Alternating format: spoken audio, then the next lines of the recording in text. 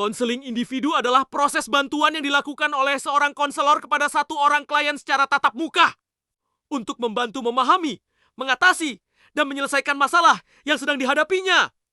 Melalui konseling individu, klien diberikan kesempatan untuk mengungkapkan perasaan, pikiran, dan pengalaman secara terbuka dalam suasana yang aman, nyaman, dan rahasia.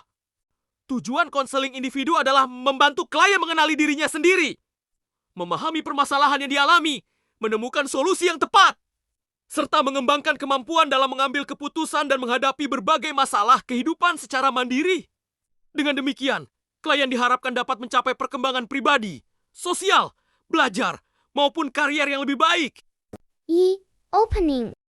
Opening adalah teknik yang digunakan konselor untuk memulai proses konseling dengan menciptakan suasana yang nyaman, hangat, dan penuh penerimaan.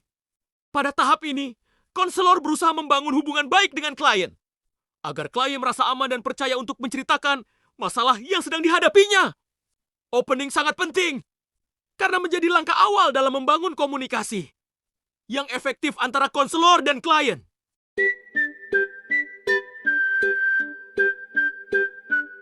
A few moments later.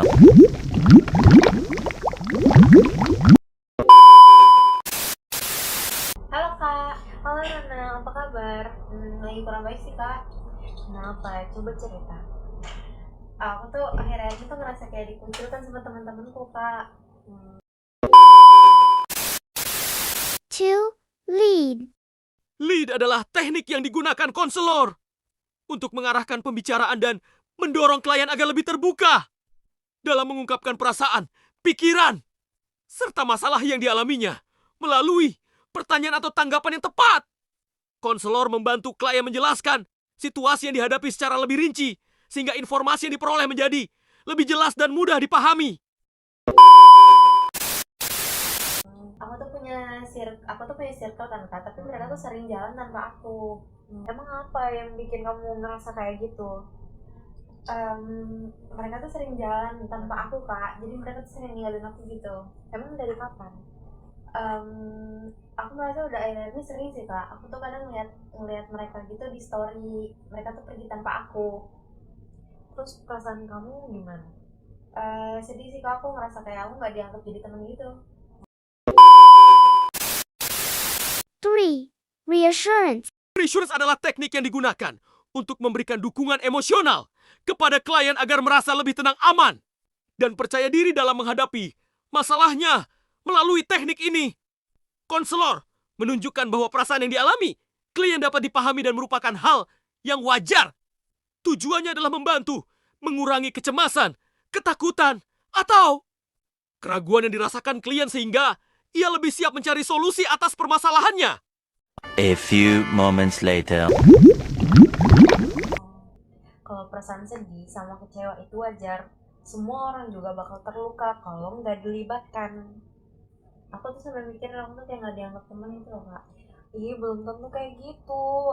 Jangan kamu berpikiran kayak gitu, jadi kamu ngerasa kayak diri kamu sendiri itu nggak berharga.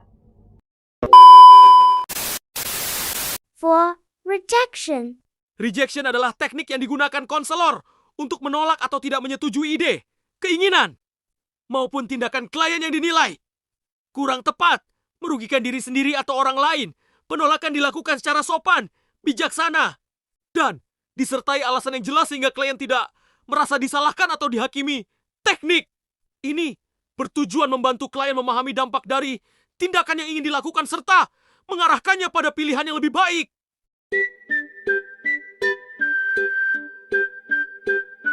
Aku tuh pengen menjauhi mereka gitu loh Kak, sampai aku tuh pengen ngomongin mereka ke orang lain rasanya. Nggak boleh, justru kalau kamu seperti itu malah membuat masalah yang lebih besar. Oh gitu ya Kak? 5. Advice. Advice adalah teknik yang digunakan konselor untuk memberikan saran, masukan, atau alternatif solusi yang dapat dipertimbangkan oleh klien dalam menyelesaikan masalahnya. Saran yang diberikan harus sesuai dengan kondisi dan kebutuhan klien serta tidak bersifat memaksa. Melalui teknik ini, konselor membantu klien melihat berbagai kemungkinan tindakan yang dapat dilakukan sehingga klien mampu mengambil keputusan yang lebih tepat dan bertanggung jawab. A few moments later. Coba kamu mulai bergaul sama teman-teman lain.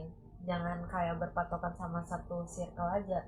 Coba ngajak teman-teman yang bisa menghargai kamu supaya bisa belajar bareng. Kalau misalnya mereka tetap nggak ngajak kamu, gimana kak? Coba fokus sama teman-teman kamu yang menghargai kamu. Karena pertemanan itu nggak bakal bikin kamu ngerasa tersisih. Baik kak, aku akan coba. Nah bagus, yang penting kamu jangan nyalahin diri sendiri. Terus kamu harus terus percaya diri.